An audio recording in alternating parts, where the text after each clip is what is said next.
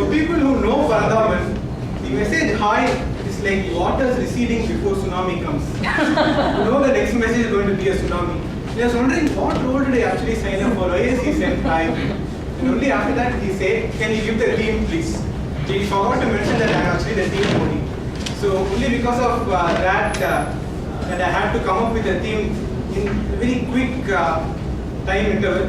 So at that point of time in my phone, a Google News update just flashed saying it is the 35th or some 30 something years after the official commercial launch of the Concorde jet.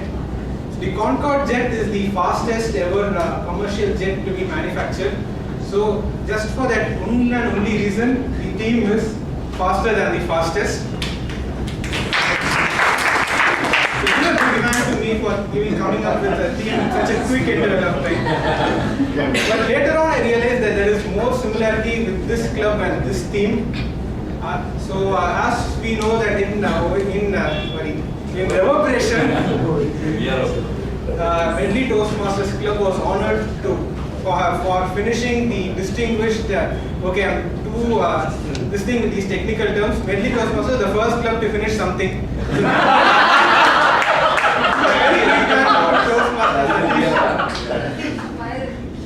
So for more technical details on what that first thing was, please get back to Toastmaster Satish.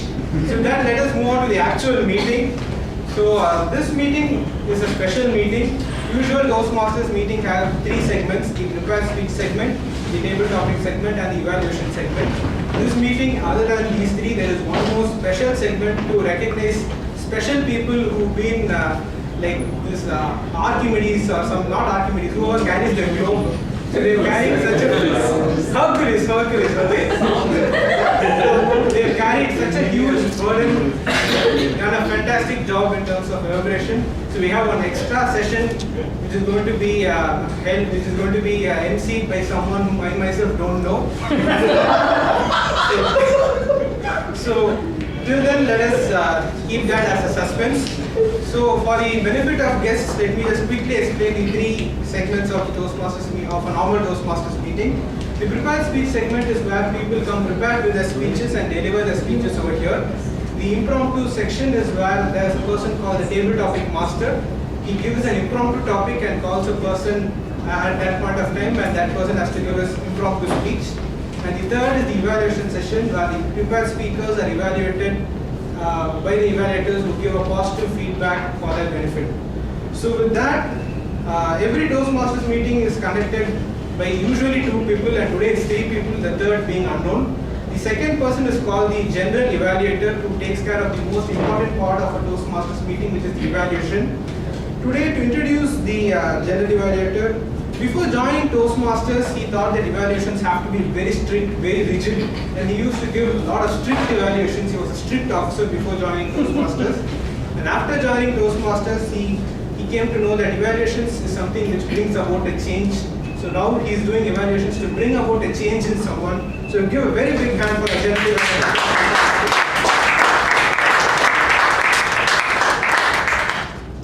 Thank you, Toastmaster Pranav, for that introduction. I'm still being a strict officer and trying to be more pragmatic in my evaluations. Evaluations is not something new. All of us are being evaluated everywhere, by everybody around us. And what is more important is how we receive it. 90 years, this organization, Toastmasters, is growing strong.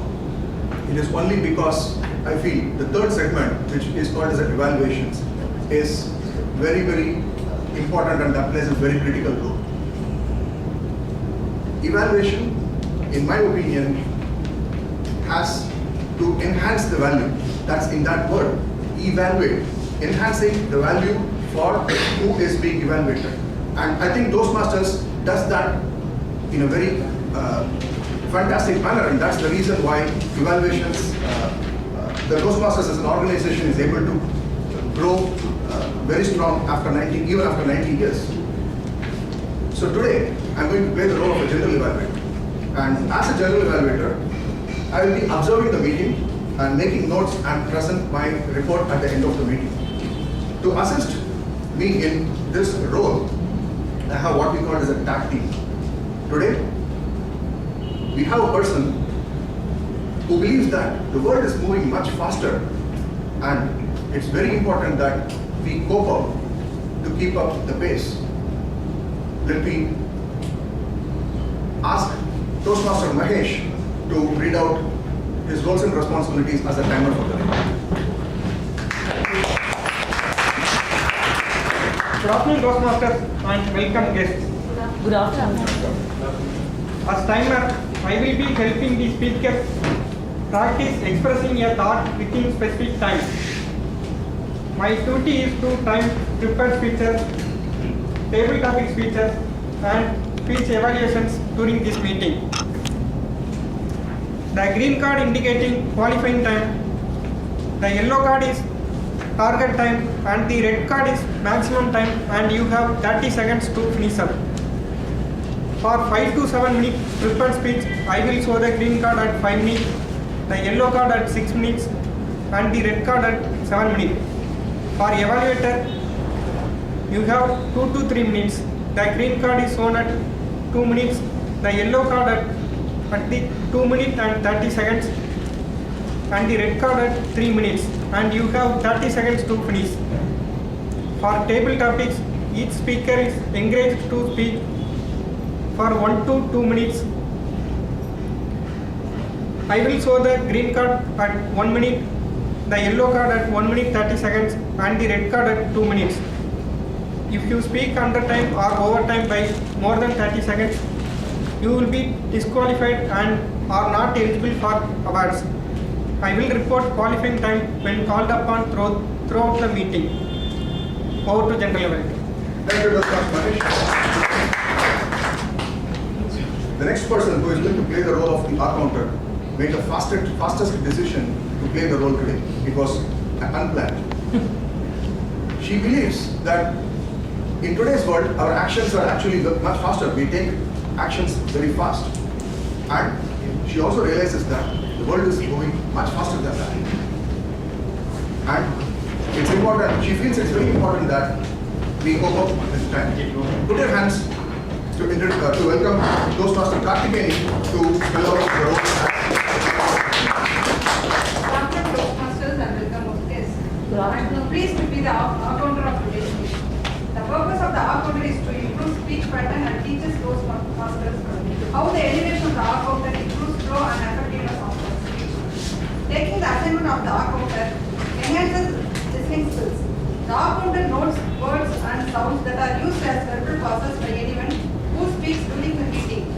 These words and sounds such as and so on. I will also note when speakers repeat words such as I, or and. At the end of the meeting, I will make a report on the number of R's and syllables used by the speakers. Thank you, Toastmaster. The English teacher for the day is the recent CC, the person who has got the recent CC completed the computer communication manual, and she is a marathon runner. And the interesting and the important thing is she is playing this role for the first time in her journey of Toastmasters for the past 1 year and 1 month. Put your hands to welcome Toastmaster Renuka to spell out her roles. Toastmasters and guests. As a grammarian, I shall know the good usages and not so good usages of the English language. And I will present my report at the end of the meeting to the general evaluator. And it's my duty to introduce the word of the day. The word of the day today is breakneck. This word is to be used with the word speed, breakneck speed. It means extremely or dangerously fast. And I wanted to know what the origin of this word is, and I googled about it and I found that this word can be traced to the late 1870s, where the new design of cycle was introduced. Although this cycle can go much faster than the previous design, it was very dangerous. Any small mishap, it will throw the rider to the front, breaking his neck. And that's how this word came into usage. And I would be noting the number of times a speaker uses the word of the day and the theme of the day. And I would present that report to the general evaluator at the end of the meeting. Thank you. Thank you, Giovanni. Let me go back and hand over the podium to the Toastmaster of the day.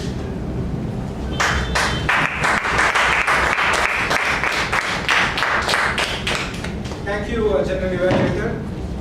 A long time ago, DTM Guru told me ignorance is bliss. I took it too seriously, and that's why I didn't come very well prepared for this meeting. But now, after a small chat with our statistician, I come to know what the exact thing Medley Toastmasters Club has done. Medley Toastmasters Club is the fastest club to achieve distinguished status, which it did in 12 days from the starting of the term. So that is why the theme is faster than the fastest. Okay, so now getting into the first segment of the Toastmasters meeting, the prepared speech segment. Our first speaker is giving his CC4. Before I actually introduce the speaker, I'd like to ask the evaluator, the very famous Toastmaster Ilangathil to give the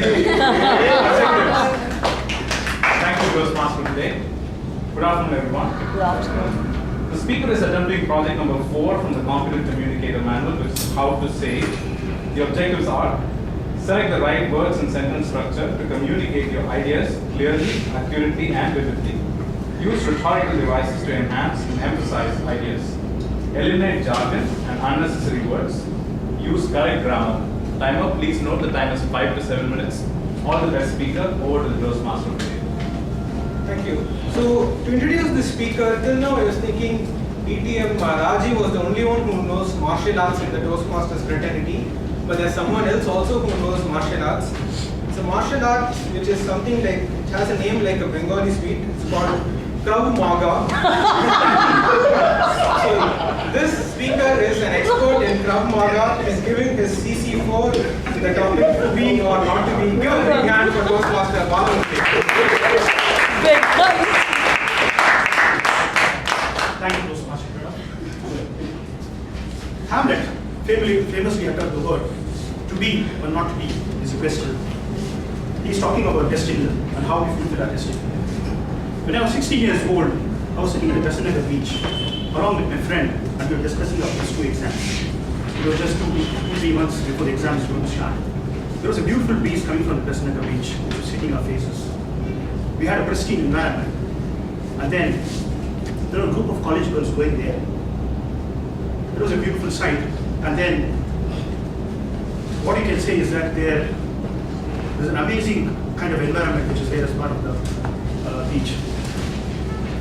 At that point of time, suddenly a big and gleaming car just flashed by like a streak of lightning. It was actually a Jaguar car. I looked at the car and told my friend, one day I own this car. My friend was surprised. He looked at me and asked me, why do you have such huge dreams? I said, why not? There's nothing wrong with that. My friend said, I have very modest dreams and I want to live a very simple life. I looked at my friend, I appreciated his simplicity and I said, I think we have contrasting personalities. Dear Toastmasters and friends, to be or not to be, whether we have an ambitious dream or whether we have modest dreams, it's all up to us to achieve them. When I was working back in America, after a couple of years, I wanted to recruit a new candidate. So I went across to a hotel industry and picked up a candidate there. His name was Suresh. He was a bright, a smart candidate. And he was very interested in accounting. The first day when he was in office, I looked at the office. My office is a very dingy place. And in walked a suave, sophisticated, and elegant gentleman. His name is Sumit Dayal. He's one of the top bankers, top investment bankers in the country. Sumit Dayal is highly rated in the bank. After Sumit Dayal spoke to me about some operational issues, he left. And Suresh looked at me and told me, Balu, one day I want to become like Sumit Dayal. I was surprised. In fact, I was humored that Sumit Dayal is such a big guy and Suresh is aiming for that. Suresh told me, like, he's my role model. I want him to be my role model. I want to be like him. Another of my colleagues who was standing there immediately looked at him and told me, Suresh, don't even think about it. this dream is very difficult for you to achieve. Forget about it. But Suresh was very cocky, he was very confident, he knew that he was going to achieve that. Few months later, I left the bank, I went for a different assignment. Suresh went for a different department. A couple of years later, I came back to Chennai, and the three of us, the colleague of mine, Suresh, as well as myself, we went in a canteen. There was an aroma of sweet coffee there, and there was a fluffy samosas out there. I looked at Suresh and I told him, Suresh, what happened to your dream? Where are you in achieving that? Suresh looked at me very dejected. He told me, Banu, I have so much of work to be done. I have a lot of issues in my current job. In fact, I also have personal issues. I don't think I'll be able to achieve my dream. My friend who was there, the colleague, another guy, immediately looked at Suresh and told him, Suresh, I told you before itself, you cannot achieve it. In fact, using his words, he ran down Suresh. There was a stench of failure. And in fact, Suresh's dream was like a broken glass which is fallen on the floor. Dear Toastmasters and friends, to be or not to be is a question. In the case of Suresh, it was not to be. I had a friend called Venu. Both were studying MBA together. Once he finished his MBA, he wanted to become an entrepreneur. He was already working in a company in a very high position. But then he wanted to start something new. He knew the health industry very well. He started a company.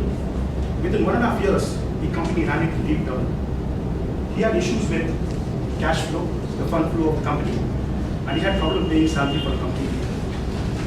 But then, Venu was of different metal altogether. He was made of steel. Venu had a very clear vision. He had a very clear direction as to where he wanted to go, and he knew how to tackle his challenges. After a point of time, he continued persevering. Then his company started making profit. He started many profitable companies, and in September 2014, Venu was actually shown as one of the billionaires in Chennai. This was all because of his hard work for the last 40 years. Dear Toastmasters, to be or not to be is a question. In case of Venu, it became to be.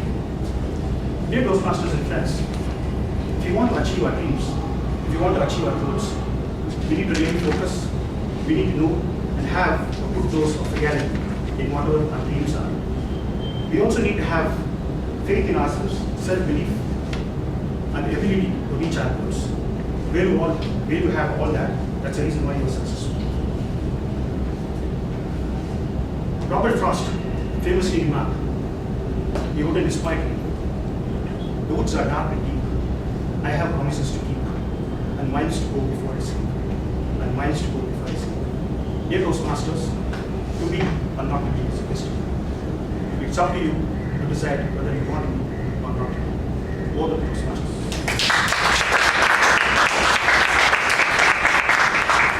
Thank you, Toastmaster Balamurthy, for that wonderful speech. So moving on, our next speaker. Before I introduce our next speaker, can I call upon the name and fame of HCL Toastmaster Badri to give out her speech objectives. Toastmasters and guests, today the speaker is attempting to present a winning proposal. The objectives of the speech from the Persuasive Speaking Manual are: prepare a proposal advocating an idea or course of action, organize the proposal using the 6-step method provided. Time, please note the time is 5 to 7 minutes. All the best, Vidya, to have a winning. Our next speaker is someone who lives life by the moment. She's a part-time faculty in Anna University, and she's a PhD in a subject which ideally me and Kush should have pursued, which is food science. Giving her ACS1 from the Persuasive Speaking Manual, Speech 3 from the Persuasive Speaking Manual, the winning proposal, Swachh Bharat campaign, not just for celebrities. Give a big hand for Toastmaster India.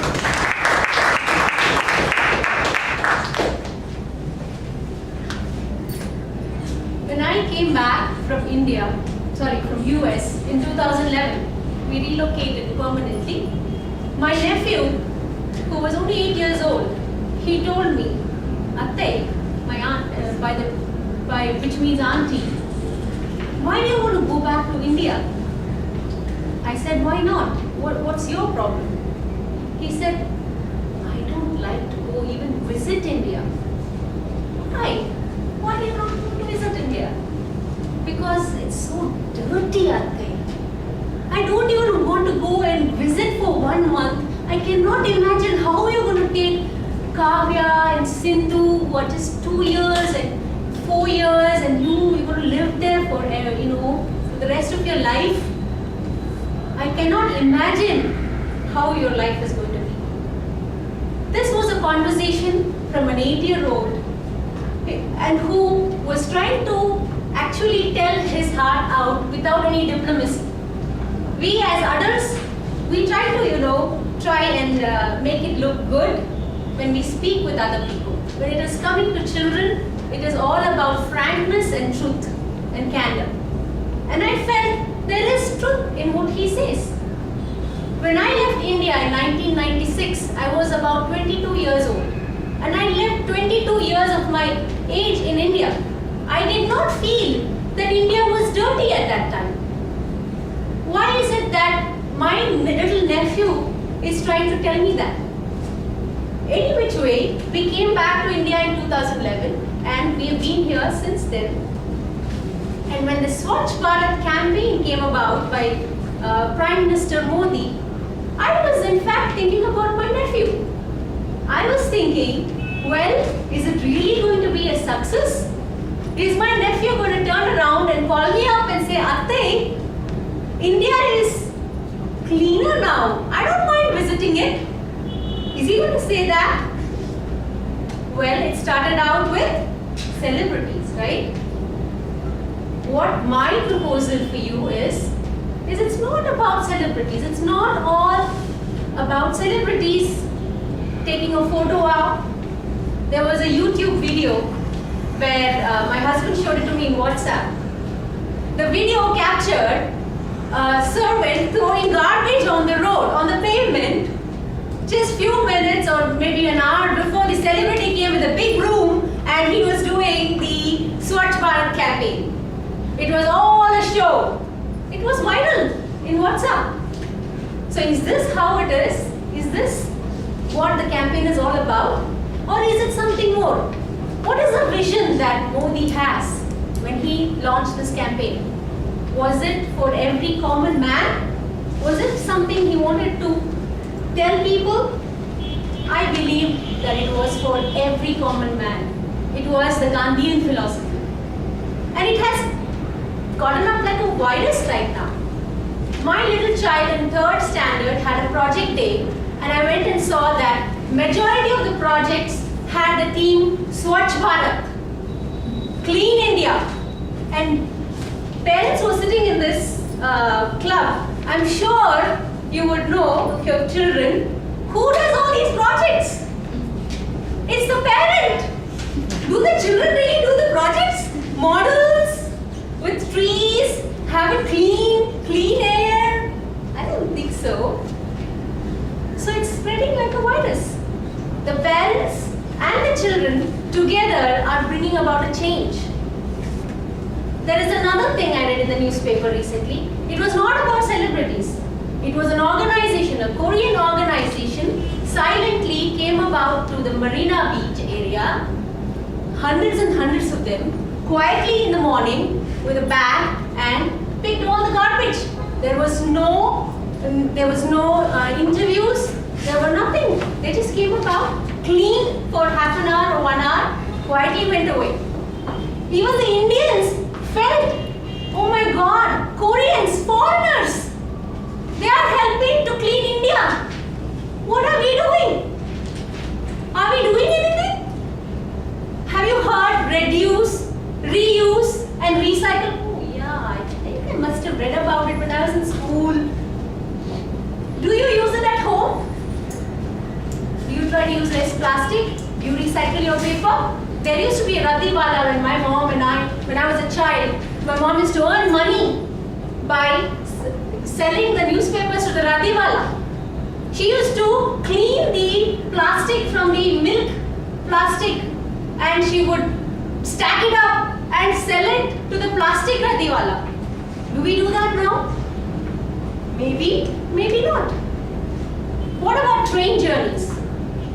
I'm sure many people nowadays try to avoid the sleeper class, right? Oh my God, it's so dirty there. But have you really traveled in a sleeper class now with all the Swachh Bharat and the Modi government coming in? There is a janitor who comes and cleans up the second sleeper class every now and then. The toilets are cleaned. One thing I would request every one of you, when you buy food in the sleeper class, we have a tendency to eat and then throw it out the window.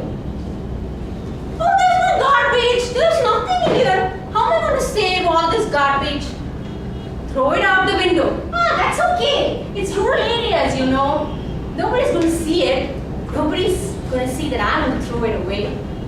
Why don't you take a bag and put it in the bag and throw it in a garbage when a station comes? You can do it. In no time, India would be faster than the fastest nation to clean India. And I urge you guys to please consider this. It starts with one person and one child in that family. You can spread it more than that. Not like a breakneck speed, maybe a little slow, but slow and steady wins the race. Over to you, Joseph.